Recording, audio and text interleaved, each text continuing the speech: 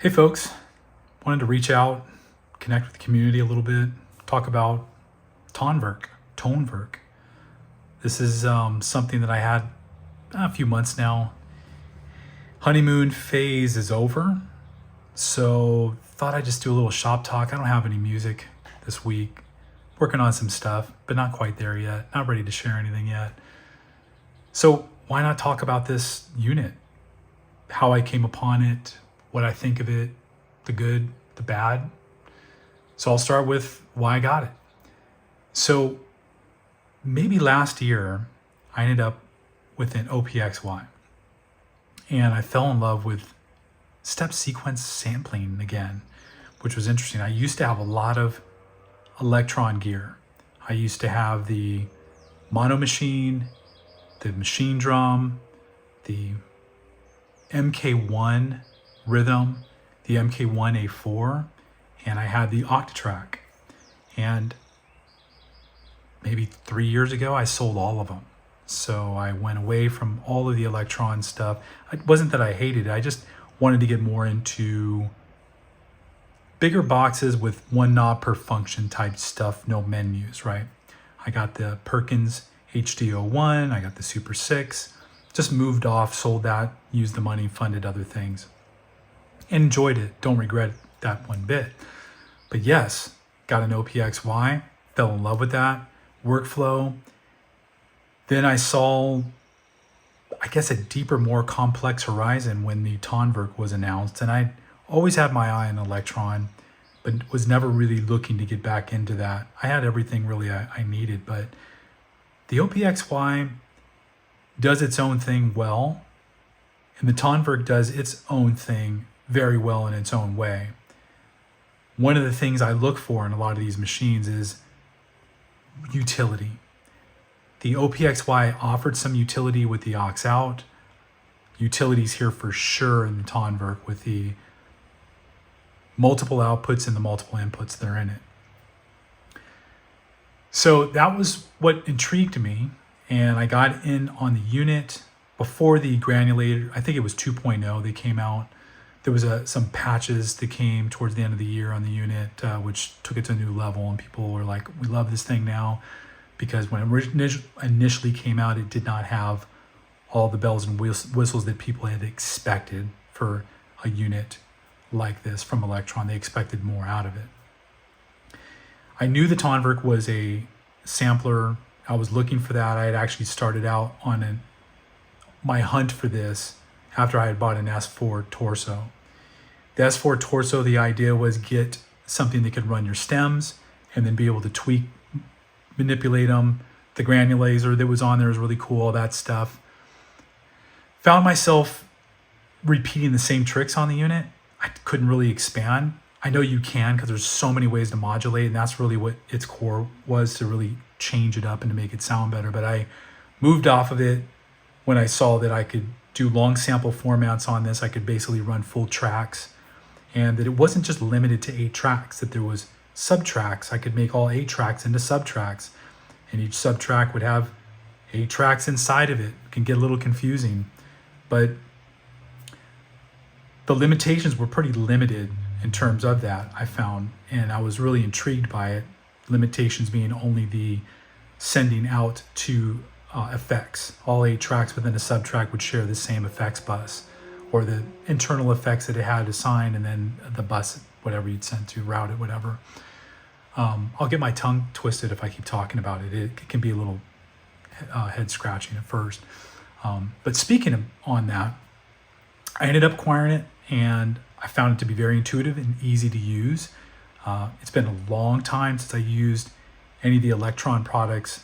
Last one was the Rhythm MK1. That was it.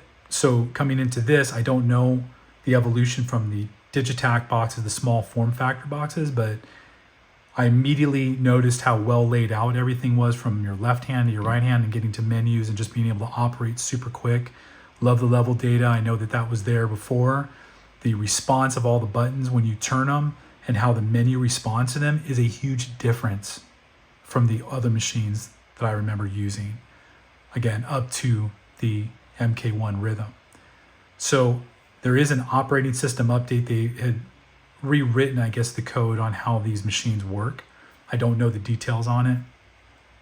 But for my money, what I could see, huge improvement. The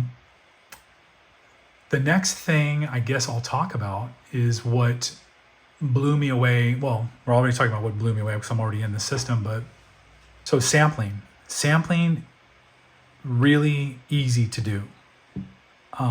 For something like this, that is a sampler at its core, that's what it is, they did a really good job. It's very simple to get into. It's very simple to operate. I found after learning it, I could walk away for a week or two, come back, and still know how to sample with pinpoint accuracy, not too much fumbling around. Love that. That's the type of intuitive engineering thinking that we really need to have. Just incredible ease of access. The quality of the samples are great that come into it, and just easy to organize at the same time. Didn't scratch my head too much over that. So one of the key things I do with it, the way I love to work, is I'll take my Super 6, run it through this machine on the inputs. I'll run the sample effects chains from the buses or the track. Even the Super 6 itself has samples, effects built into it. And I'll just record each one of those in, and I may or may not decide to assign them to one of the 8 sample slots inside a subtrack. Because I have applied the effects to them, I don't need to worry about individual effects paths that the subtracks lack. So these formats could be, or the length of them could be a few bars, much longer if I want them to be. And that feels really awesome because I still have access on each one of these, the filter and amp sections, right? I've got things I can still do to the sample in a subtrack, saving me of, worrying about, well, I'm limited to 8 tracks. No, not if you work that way. I think many people use the subtracks for those little one-shot drums, but you can do it with a lot of different content that's in there. And depending on how you bring it in for the project, could be very useful to you by saving you tracks. So that was a huge something that, a realization that I had, something that I didn't have at first that I discovered through the process of learning the box. And learning the box probably took me about a week to do. There was nothing I couldn't do right away to make music. It was great, but understanding all the bits and areas of things that understanding the unit well enough to where you wouldn't hit these brick walls. You knew what was available to you. Really took me about a week. And again, I've got some experience with the old Elektron boxes. So super well done design, easy to learn. I call it the utility box because it does more than just sample. It has, as you may have learned already, the complex ability of the 4 buses, the sends, the mix that has its own effects on it, and the way that you can P-lock these things. It's just incredible to really change things up by going to a track, setting up a sequence, sending your track to different buses. They don't work in serial. You have to choose one or the other, and then that bus shares the sends, and then everything will go through the mix. So you could be running a track, grab a trig, P-lock it from, say, bus 1, and change it right on the fly to bus 3 that has a set of 2 effects of your choosing, tweaked any way you want. Those effects also have the depth of modulation and things that you want to do inside that, and the buses themselves have their own tracks. I mean, it is crazy when you start thinking about all the different ways you can go with this, how you want to use it, which is a lot like what the Octatrack was. But this one's a little bit more linear in that sense. The Octatrack felt wide open. You'd sit down with that unit, it was like, what is this going to be today? How will this serve me today? This, you're starting off, well, I have a sampler, I'm going to start recording something, or I'm going to start playing something out. The unit really takes on its own identity with what you put into it. The built-in presets, everything that's in it is great, but I think this unit was designed for you to bring your own identity, your own character, your own tools or plugins that you might have and bring that in here. And by doing so, you create your own sound of how the device will sound, essentially, because it's all based on the source material you put in there.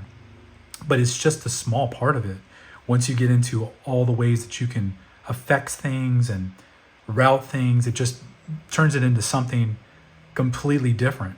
And I love that sound design feature of this unit compared to some of the other devices I've used. I find this to be very, very well done in that sense. The other bit I love very much is the inputs and the outputs. I use my Perkins to run 2 of the voices into the inputs of A and B. Because it's mono, I just go in mono to each one of them, but because each one of those inputs can have its own set of insert effects, I can instantly turn them to stereo.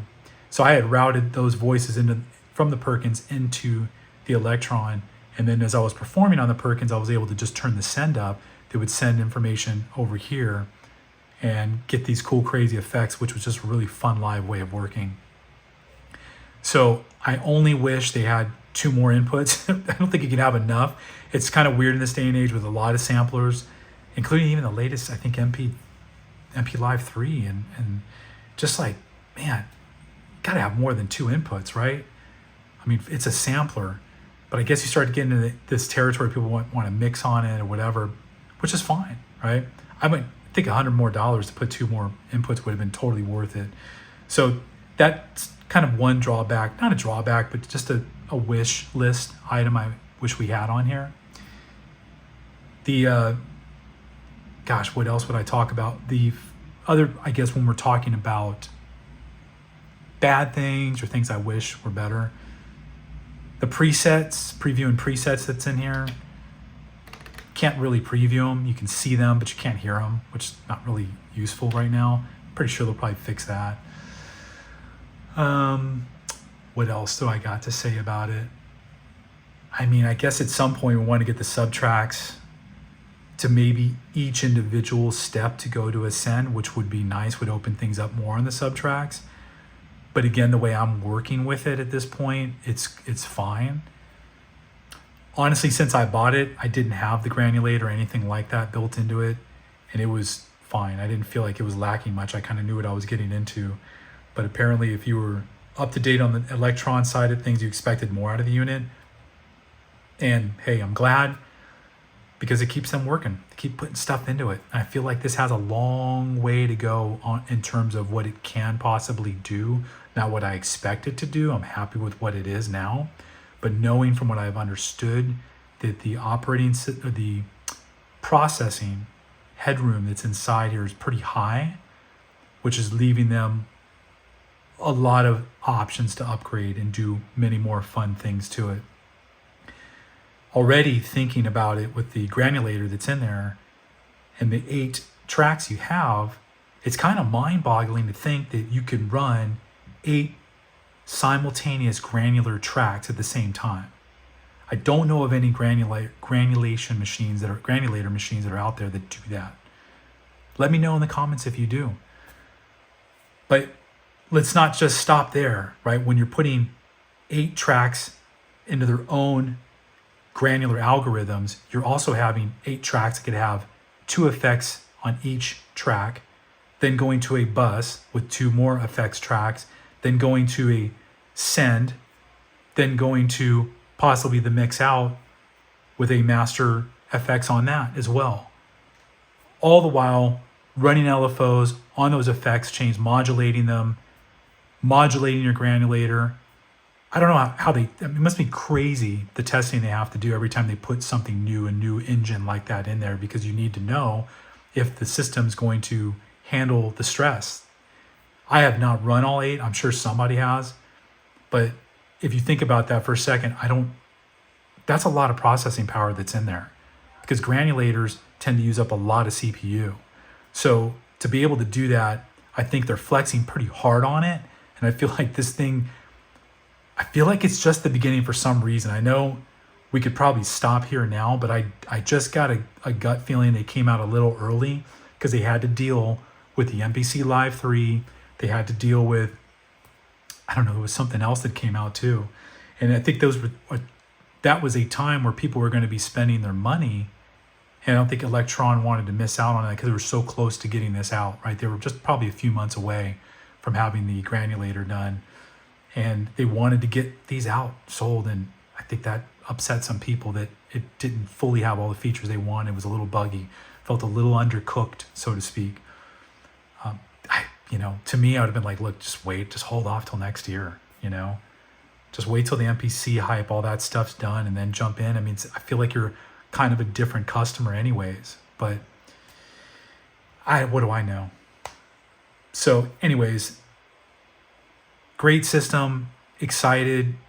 Yeah, there is a Bluetooth wireless device that's on the chipset that's on the motherboard in here. Somebody opened it up. Look for that in the future in terms of all these updates. What will they do? It'll be just the simple Bluetooth remote control thing. Are they going to do something with the Wi-Fi that's in there somehow, some way, some crazy thing? There's, I guess, a little antenna. Was it? Yeah, I think it's underneath the unit. Somebody was saying that it was going to help with the signal. I don't know. But that's pretty exciting.